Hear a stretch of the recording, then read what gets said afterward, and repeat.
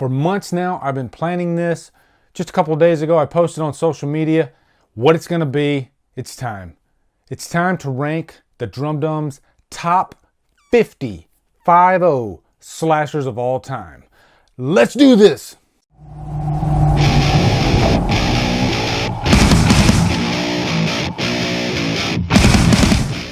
What is up, guys? I'm gonna be sitting here for a good while. I'm gonna be counting down my top 50 slashers of all time. This is an idea that I kind of came up with about a month or two ago. And one of my patrons, actually, Josh Ellis, kind of lit a fire under me and said, hey, why don't you do like 100 slashers? And that's kind of almost impossible for me to do, but I was able to put together a list. I got it right here of 50 slashers. These are my favorite slashers. I have not seen every slasher, so there's a good possibility that some of your favorite slashers might not be on this list, okay? I'm not gonna go through every one of these movies as long as I do my normal top 10s. I'm gonna try to rattle these off pretty quick and give you just a quick down and dirty of my thoughts on these movies. By the way, you will not see any of the Texas Chainsaw Massacre movies. I wanted bona fide, pure, dyed-in-the-wool slasher movies, and I don't think Leatherface is actually a slasher because he's not stalking victims, they come to him. So that's my preference. Yes, you might call it a slasher, but I'm not. So grabbing my drink right now, and we're gonna do this. 50 slashers. Jesus, it's intimidating. Also on my Patreon page, I've been vlogging, and I'm vlogging the behind the scenes of this particular video right here. So, okay, patrons, we are pretty much ready to go. Moment of truth. Got my world's finest chocolate right there. You know, when you're doing a video this big, you definitely want to try to check all your pre-recording boxes. Whew. Patron, I did it. It was about 52 minutes. I got all 50 of them. I vlogged right before this, and I'm going to be vlogging after I get through filming. So if you want to see the behind-the-scenes stuff, then check out my Patreon page. A lot of good exclusive content over there. Anyway, without further ado, let's do it. Number 50, Silent Night, Deadly Night, Part 2. And you're saying, why in the hell are you putting a movie that half the movie is the previous movie? Because Garbage Day, that's why. This movie cemented itself in so bad it's good movie fandom because of the internet now, and how this Garbage Day line has kind of become its own cult following. But when you go back and watch the movie too, it's hilarious with Ricky's eyebrows and, you know, Eric Freeman. His acting in this movie is a gift. Number 49 is Splatter University. Some people call it Splatter U. This is one that I actually just discovered a couple years ago for the first time. I found the VHS over in a Goodwill, and the cover just kind of really jumped out at me. And the movie itself, it's so low budget. It's like the definition of low budget slasher cheese, but you got some really good kills in this. And really, the final girl in this movie, without spoiling anything, they handle her in a different way than you normally would expect to see a final girl. And it was quite surprising, actually. Number 48 is Terrifier. There haven't been too many slasher icons over the last, I'd say 10, even 20 years. Art is definitely one of them, I think. Now, there were a couple of sightings of Art in previous anthology movies like All Hallows Eve, but he really finds his footing in Damien Leone's Terrifier, with a new actor playing the character, David Howard Thornton, and he does a really amazing job playing this character. You can tell that he just loses himself in that role. And also, this movie really goes for the jugular. It is one of those movies that has a signature kill in it that once you see it, you will not be able to remove it from your skull. Number 47, everybody loves a good holiday slasher, right? And one of the few that takes place on Thanksgiving is Blood Rage. And Blood Rage is really good because it's kind of a horror comedy. It's really tongue-in-cheek. It doesn't take itself too seriously. It has that famous line, "That's not cranberry sauce." And really the main killer, it's interesting because he has a twin brother. And so throughout the movie, the characters, they don't know if it's the twin brother or the psychotic killer. I guess the good brother or the bad brother. But the opening kill when the kid like stabs the couple at the drive-in movie theater, to me is like the stuff of slasher legend. Number 46, X-Ray, or sometimes called Hospital Massacre. This is one of those good old hospital slashers. There are a few of them. I know Visiting Hours is one that I have not seen, actually. Somebody on Twitter told me I need to see that movie. I just didn't have the time, but I will review it. Jason Nike. But anyway, Hospital Massacre, X-Ray. I actually reviewed this one a couple years ago. It's got ex-Playboy playmate Barbie Benton in it. But really what I like about this is how psychotic the music is, and even the killer, even though the killer is basically wearing scrubs. But this one's kind of a 2 for 2 because it takes place on Valentine's Day. So you get your Valentine's Day slasher and you get your hospital slasher. But I think it's one of the better B-movie hospital slashers out there. 45 is Cherry Falls with the late, great Brittany Murphy. Another one that I recently watched, I think last year. And this one's interesting. I love a good premise in a slasher movie. And this one's interesting because it's kind of the opposite of It Follows. If you're a virgin, then you could be dead. The killer goes around and he kills virgins. And so it's funny in this movie that everybody's trying to have sex to stay alive, which I think is an irresistible premise. Number 44, Hell Night. I like variety in my slasher. And why not throw a good Sasquatch in the mix? They might not be Sasquatches, but they sure do look like Sasquatches. And this one is a good mixture of a haunted house slasher because you have Linda Blair there and this group of kids and they go to the haunted house. And of course, all these crazy antics go on. But Hell Night is a really good slow burn slasher. Starts off nice and slow. And it's one of those movies that just gets more and more intense as time goes by. 43, a good old 90s slasher, Urban Legend. I think of the 90s, Urban Legend is definitely one of the better slashers in the mix. And it's another one of those irresistible premises because it takes that whole thing of urban legends. We all like to tell those stories, you know, when we have our sleepovers, when we're teenagers. And you know, this has a lot of those fun urban legend stories in it. And it has a really cool killer too. I'm gonna spoil this one because you should have seen Urban Legend by now. Rebecca Gayheart's performance is so good in this movie. I think she is one of the most underrated slashers of the bunch. And number 42, why not tee it right up? I Know What You Did Last Summer. It's another really effective 90s slasher. And I think 90s slashers did fall victim to that, you know, the glitzy, polished teenage slasher.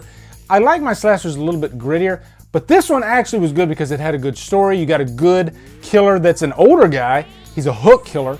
And to me, a hook is one of the most deadliest, cringiest weapons that a slasher can have. Number 41 is Prom Night. Prom Night is the very definition of like an A-level slasher. If you had some friends over and you wanted to throw something that you might not be embarrassed to show them, Prom Night's a good one. I think it's a good entry-level slasher for people that are new to the subgenre. But the thing that I always remember from Prom Night is, you know, it's got one of those creepy voices and he has this like pencil that he keeps bouncing on the eraser and then on the point. But also Jamie Lee Curtis probably looks her best in this movie. You get to see her dance.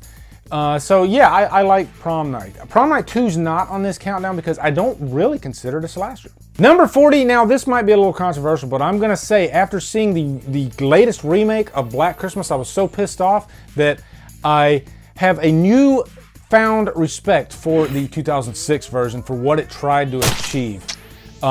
In terms of like really going for the jugular, this movie really does it. The atmosphere is great in it. It definitely has that Christmas vibe to it. It pales in comparison to the original, of course, but it's still, I think, a really fun slasher. Number 39, a more recent slasher, The Final Girls, and this one makes the countdown because of how interesting the premise is to actually go inside the world of a slasher movie. And the slasher movie in question really resembles like a Friday the 13th movie. But I like how this takes the slasher conventions and kind of turns it upside down and shakes it and just plays around with it. Plus there's a lot of fun to be had with Final Girls. It's a fun-ass slasher movie. Number 38, Psycho 2, which may be one of the most underrated slasher sequels ever. And it comes out 22 years after the original Psycho. And to me, I think it almost tops it. But you got Anthony Perkins coming back with a very commanding performance. And it's one of the first times we see a killer come back after so long and it still work and it still be effective. But one thing I really like about this movie too is Norman Bates slowly descends back into madness throughout the movie. He begins the movie trying to just be a civilized person to fit in with society. And it's like the world can't let him do that. They want to slowly bring him back into madness to frame him.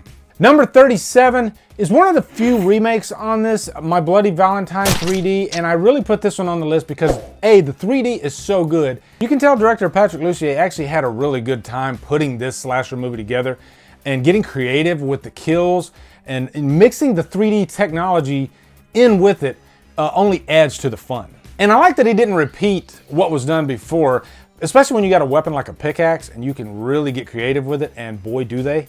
Number 36, A Nightmare on Elm Street Part 2, which I think is one of the more important slashers out there. Let's go ahead and face it, this is kind of a gay slasher movie. And I mean that in the most affectionate way. Plus, it has a male final girl. And I think Mark Patton does such a phenomenal job in this movie in the acting department. I mean, there are a couple scenes in this movie where he completely just loses it emotionally. And it just only adds to the drama. And it does have, I think, the scariest version of Freddy Krueger. Number 35, Scream 4. I really love Scream 4. It's a hard R. It comes back bloody as hell. And one thing I like about the Scream franchise in general is that it just takes whatever's going on at the time and kind of pokes fun at it. And this one does it with the remake craze. But I also love the ending, the reveal of the killer in this one. I think Emma Roberts really just goes completely insane in this movie. Number 34, and this was a big surprise to me actually, The Strangers Pray at Night. I did not put the first Strangers on here because I don't really think it's a slasher movie. It's more of a home invasion movie. Part 2 is a complete slasher movie, and it's got great music actually. The very last act of this movie I think is one of the better last acts for a slasher movie in the past decade, with the beginning at the pool. This is one of those slashers that really ramps up the intensity. It has fun, but it's definitely not a horror comedy at all. Number 33, You're Next. You're Next was actually on my best horror films of the decade list, and I think for good reason. Look, Sharni Vincent, I think, is one of the best final girls to come around in a long time. She is a badass. She's pretty much like the female Rambo in this movie, and I like a final girl that really takes charge. As far as like physicality goes, she's probably the best. Number 32, Maniac Cop. Big shout out to Michael Mims who recommended this one. He's actually a police officer in New York.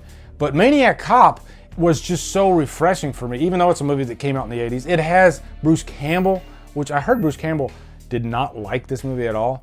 But it also has Tom Atkins. And you know, it's a cop that's the killer. And what's not to love about that? Because killers are dangerous in general, but when you got a killer that's a cop, that just kind of makes it even more dangerous because he's ultra smart and he's deadly as hell. And I love how the killer's face is all mangled up and everything. Just makes it even creepier.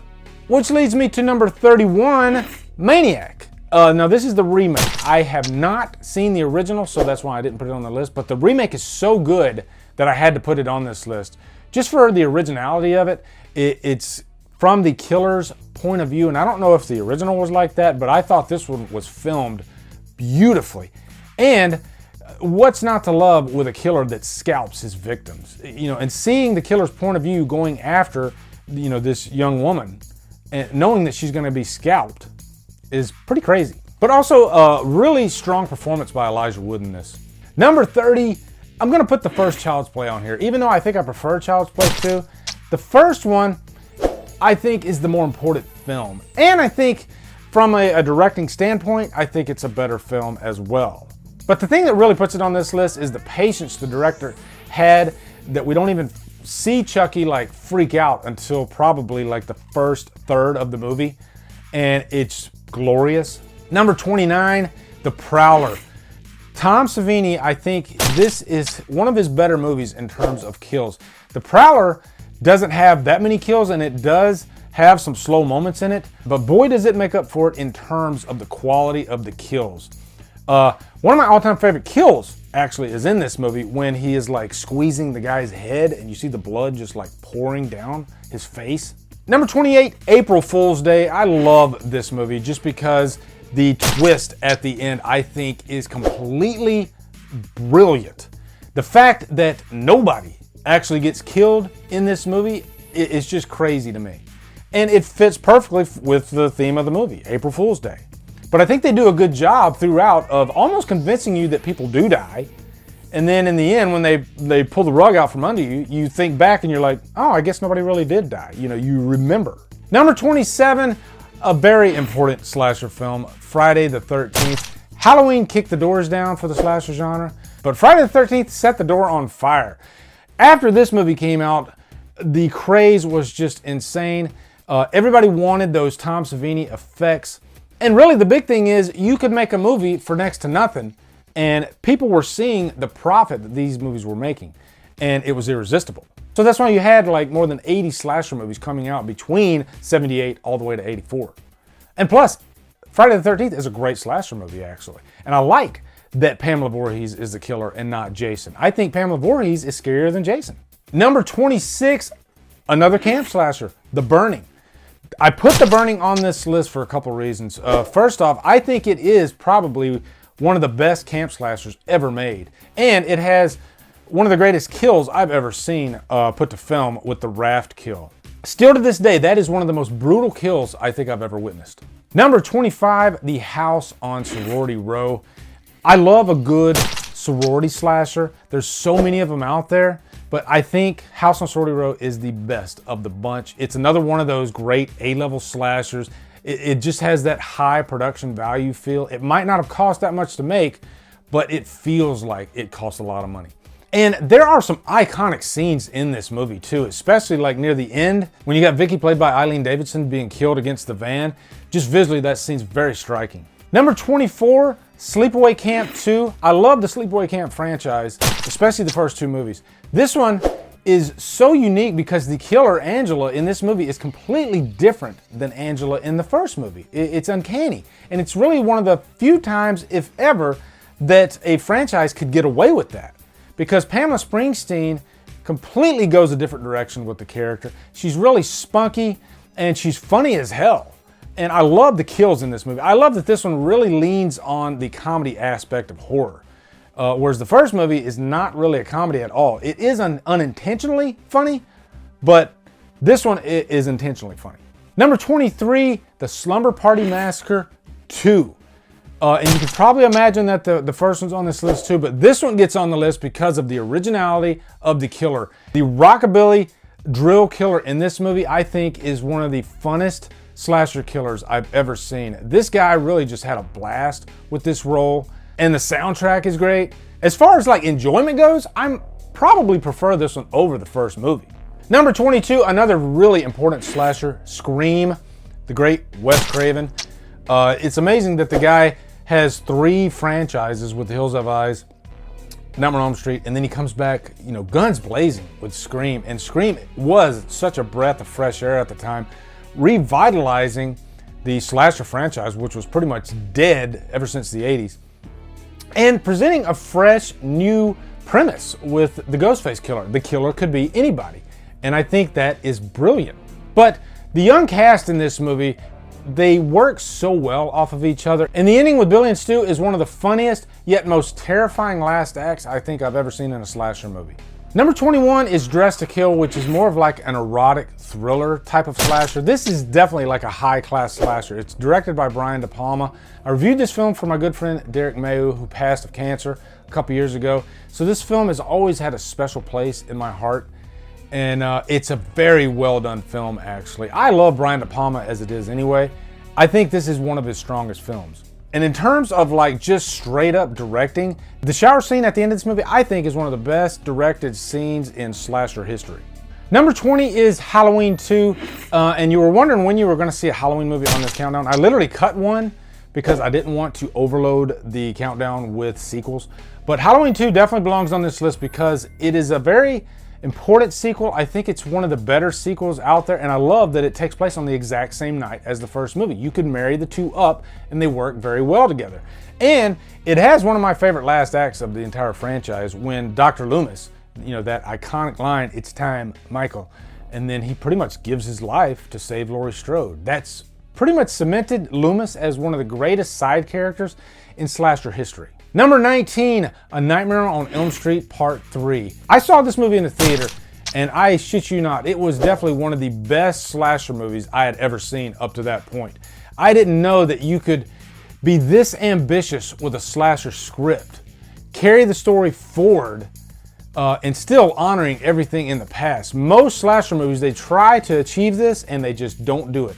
For some reason, Dream Warriors works so great. And Wes Craven didn't even direct it. But you really have the perfect version of Freddy in this movie too, because he starts leaning into the comedy zone, but he doesn't overdo it at all like he does in the later movies. It doesn't get in the way of the excellent story. And then you got the returning cast from the first movie with John Saxon and Heather Langenkamp. It's perfection. Number 18, The Funhouse. Big shout out to one of my military brothers, Jeff Hamilton, who recommended this movie, and I reviewed it. And it is probably the best slasher movie of its kind, you know, the carnival slasher, because of Tobe Hooper's direction, and the killer is completely insane. And I love like the scream, the howl that the killer has. You know, it's just spice on your killer. And I think The Funhouse nails that aspect. Number 17, Bay of Blood. This is really kind of a giallo film. And to me, I think this set the template. It predates Black Christmas for the modern slasher. If you watch Bay of Blood, it's very much in the vein of slashers as we know them today. And it has one of my all-time favorite kills with the bill hook. You know, the girl's running and he like hooks her with the bill hook from the front. That's thumbnail material. Number 16, The Slumber Party Massacre. How they didn't introduce a drill killer up to this point, which maybe they did. I'll have to check out my slasher movie book. But this movie really takes advantage of that. There's some really fun moments, but the killer in this movie, unlike the second movie, is really serious. Russ Thorn. I think Russ Thorn is one of the most underrated slasher killers out there. And I love the cast in this movie. You know, really just a slumber party environment. I mean, my sister used to have slumber parties all the time, and I would like sneak in the living room because she'd have her friends over. So it's relatable, and that's one of the fun things about the Slumber Party Massacre. And I love the score to this movie too, by the way. 15 to go. Number 15, Friday the 13th, Part 2. For the longest time, this was my favorite Friday movie. It goes back and forth between this one and another one. But one thing I really love about Part 2 is it doesn't have the hockey mask yet. It's the sackhead Jason. And I actually love sackhead Jason, even though he's a little bit too hillbilly in this one. But this one has one of the scariest moments in the entire franchise, and it has probably the best final girl in the franchise with Amy Steele. But when Jason, hillbilly Jason, jumps through that window on her, still scares me to this day. And it's one of the few slasher movies where the killer looks like completely disgusting in the face. I think Jason takes the cake in that department. Number 14, Halloween 4. I've shared my experience with this movie so many times and why it's so important to me. I could literally put it on this countdown, really pick a scene, the ending with Dr. Loomis freaking out because he sees little Jamie Lloyd at the top of the stairs. Jamie Lloyd and Rachel's relationship in the movie. The beginning, that great autumn Halloween feel. I think this movie perfects every little aspect of the franchise. It might borrow a lot from the original movie, but I think it might be even more entertaining. Thumb to the forehead, people. Number 13, Alice, Sweet Alice. Thank you, Mr. Damian Maffey, for introducing this movie to me. Got it up there proudly on display. I love this movie so much, and still to this day, it is one of the most unique slashers out there. It doesn't depend on having a kill every 15 minutes. This movie depends on story, and it's a great story about a little girl who you think throughout the movie that she could be the killer. And the killer is so iconic, the raincoat killer. This predates Halloween, people, but I love this movie so much. It only has a few kills, but it makes the most out of every single one of them, and it really adds emotion to the kills, which makes them even stronger. Number 12, Silent Night, Deadly Night, the first movie. The thought of a killer Santa Claus is pretty damn frightening, but he's not just a killer. He rapes the mother at the beginning of the movie, and so then Billy becomes Santa Claus throughout the movie. And this is really a movie from the perspective of the killer. It's about the killer. It's not about the final girl and the victims. Plus, you got some great kills in this movie too, by the way, with the antler kill, Linnea Quigley hanging on the wall. But it's one of those movies too that's also unintentionally funny. It has moments in the movie where it takes itself a little bit too seriously, and it makes the movie even better. I think those are my favorite types of slasher movies, actually. Number 11 is a movie that I recently discovered last year, The Initiation. This is a good old whodunit, which there's so many of those types of slashers. But this one is a very slick looking slasher movie too. It looks like an A-level slasher. But I like that the last half of this movie takes place in like this shopping complex. But the reason it's so high on the list is because it's got a great cast, it's a slick looking movie, and I love the twist ending. Okay, here we go, top 10. And this is probably gonna be different than my original top 10, okay? Number 10 is My Bloody Valentine. I think My Bloody Valentine is one of the most important slashers out there. After Halloween and Friday the 13th, I think it was one of the first to be really taken seriously because it is actually a good movie. I like that it's kind of a blue collar slasher. It's filmed up in Canada, and it's got the, one of the most iconic killers too, with the gas mask. And much of the movie takes place in the mine. Definitely get the unrated cut if you get a chance. The quality's gonna be a little worse, but man, the kills are top notch for a slasher movie. This is one of those slasher movies that I like more and more every single time I watch it. I love My Bloody Valentine now. And yes, I have the February Scream Factory edition pre-ordered. Number 9, the original, A Nightmare on Elm Street. What can you say about this movie that hasn't been said? A Nightmare on Elm Street is so freaking good. It's so important. It has such a great score, but I think it arguably has the scariest slasher killer of the bunch. I think Freddy Krueger is so effective, and I think he's so unique. There's nobody else like a Freddy Krueger out there, and that's why still to this day, years after the last movie was even released, he's still valid. He's still very important. People love Freddy Krueger. But the premise of this movie too, don't fall asleep. If you fall asleep, you're dead. And I think if all of the movies in the franchise would have been at least close to the level of the first movie, it might have been my favorite franchise. It had that potential. Number 8 is another giallo movie, Tenebrae. This is a movie that my late friend Dylan Clancy introduced me to. This was his favorite slasher movie ever. This might have been one of his favorite movies ever, period. Tenebrae was so refreshing because really it was the first time I had seen a Dario Argento movie, and it was just, I'd never seen a slasher movie like that before. And one thing I love about giallo movies, or at least this one, or maybe it's just an Argento thing, but I just love his music, the score. I don't remember if Goblin actually did the score for this one. I think they did, but I love the score for Tenebrae. It's just a different take on the genre, and to me, that's always a welcome thing.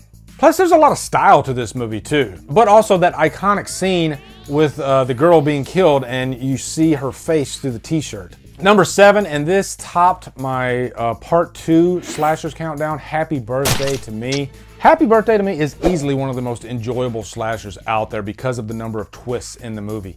There are literally probably 3 or 4 twists in this movie. When you think it's over, it's not over. Plus that awesome performance by Melissa Sue Anderson, who she might have turned it up just a little bit in the movie. She was very young, but it just makes the movie better. And I love a slasher movie with a memorable scene, and the scene around the dinner table for the birthday party at the end where everybody's dead is really creepy and very effective. Number 6, this right here, Friday the 13th, the final chapter. I think Friday the 13th final chapter is the perfect slasher movie. That's what I like to call it. It has the most awesome cast out there. It has the most dangerous version of Jason. Ted White is my favorite Jason. It has some wacky zany moments like Crispin Glover. If you dig behind the scenes, there's some danger there with one of the cast members almost freezing to death. You have Tom Savini coming back and giving us some of the best kills of the franchise. Hell, the kill where Jason's head slides down the machete, and it has like one of the best last acts with Corey Feldman shaving his head off and killing Jason. After this movie came out, I thought there was no way in hell they would ever be able to bring Jason back because he was chopped into bits. But this movie is so great. I would be happy if Joseph Zito directed every slasher movie ever made after this movie. Okay, here we go. Top 5. Are you curious? Number 5, Psycho. Still to this day, I think Psycho is very unique. Even though it's like black and white, and a lot of slasher movies have kind of copied it, its style. But to me, Norman Bates, I think, is one of the most interesting horror characters I've ever seen on film. And part of that's because Anthony Perkins' performance in this, I think, is like Oscar worthy. It's sad that the Academy, they look down on horror movies, even though this is a very respected horror movie. I still don't think Anthony Perkins was nominated for an Oscar for the part. Correct me if I'm wrong, but I think his performance is up there with some of the finest actors out there. And that twist, we all know the twist now because, you know, it's been so long ago. But I can imagine audiences back then finding out that, you know, Norman was dressed up like his mother. That's just great stuff. Number 4, this one might surprise you, Pieces. Pieces is one of the most unique slasher movies I've ever seen. I have such a fun time with it. Everything about this movie is turned up to 11. It's just amplified. It feels like a giallo film. It feels like just a regular 80s slasher in some scenes. It has some of the best kills I've ever seen in a slasher movie. That alone is a great reason why this movie should be in the top 5. It has shocking scenes. It's really like a horror buffet. That's what Pieces is. I mean, the premise of Pieces, this killer putting together all these different parts and making a person. That last scene in this movie made me scream and laugh at the same time, and I didn't know that was possible. Okay, number 3, Sleepaway Camp. The first Sleepaway Camp, I think, is so important, and I still remember my good friend Rob Muse telling me that I have to see this movie because of the twist. This is the greatest twist you will ever see in a slasher film. Right now, I'm telling you, number 1 and number 2 aren't gonna top this twist at all. It's just like an image that you have to take the jaws of life to remove from your skull, seeing that Angela is actually not only a male, but just the way it's presented, just physically. In the backstory of, you know, the college student, still to this day, we don't even know who played that part. But also the cast in this movie, they feel like actual middle schoolers, you know, which makes it even creepier. And then you got this guy who's like a pedophile in the movie. I could go on and on. It's one of those slashers too, the first time you watch it, not knowing the twist, you think this movie's horrible. But it's one of those movies that the more you watch it, the more you love it. And it's number 3. It's like one of my favorite slashers ever made. It's a slasher that I throw in probably the most. Number 2, Black Christmas. I love Black Christmas so much. I don't think we would have Halloween without Black Christmas. I don't think Halloween would look like it does without Black Christmas. It started the trend of the holiday slasher. And it's interesting that like Black Christmas was kind of pushed under the rug and almost unknown up to a point. And then like in, I guess, the 90s, early 2000s, it started gaining this cult following, and now everybody talks about Black Christmas. I love that. But the proof is in the pudding. Billy is probably the most underrated killer, and dare I say, like, scariest killer ever created, and you never see him in the movie. I think Bob Clark, if Bob Clark would have stayed a horror director, he probably would have been John Carpenter. But he decided to go a different direction. He did A Christmas Story, he did Porky's.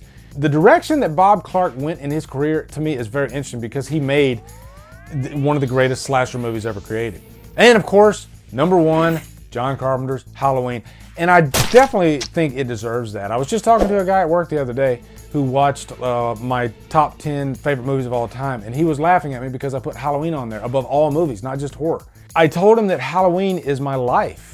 You know, this is a movie that is so important to me. It means everything to me, and it's hard for me to even explain it, but Carpenter's direction of the movie, I think, is just brilliant. Michael Myers is the only killer that ever gave me nightmares. And I think visually, Myers is the most interesting out of all slasher killers. He's a blank slate, you know, that mask, he's just pure evil. Halloween is the gift that keeps on giving. It's the movie that I throw in every single year. You throw it in every year at Halloween time. It's not easy to make a movie that everybody throws in every single year. Hell, every time I make a Halloween update, that video probably gets more views than any other video on this channel. It ain't because of me, it's because of Halloween. Anyway, guys, we did it. That's it. My top 50 greatest slasher movies of all time. I'm sure I missed some. Please let me know in the comments what I missed. And thank you guys so much for watching. This was a lot of fun. And it wasn't as hard as I thought it was going to be. So maybe I'll come back and do another top 50 of a different horror subgenre. Who knows? But post your favorite slashers down below. Looking forward to hearing them. If you can post 50 of them, go for it. I challenge you. Anyway, guys, be sure to come over to Killer Flicks, where we talk horror all day and every day. And on Fridays, we do Free for Fridays. Follow me at Drumdums on Facebook, Twitter, Instagram, and Letterboxd. Anyway, guys, thank you so much for watching. Have a great day, and Drumdum out.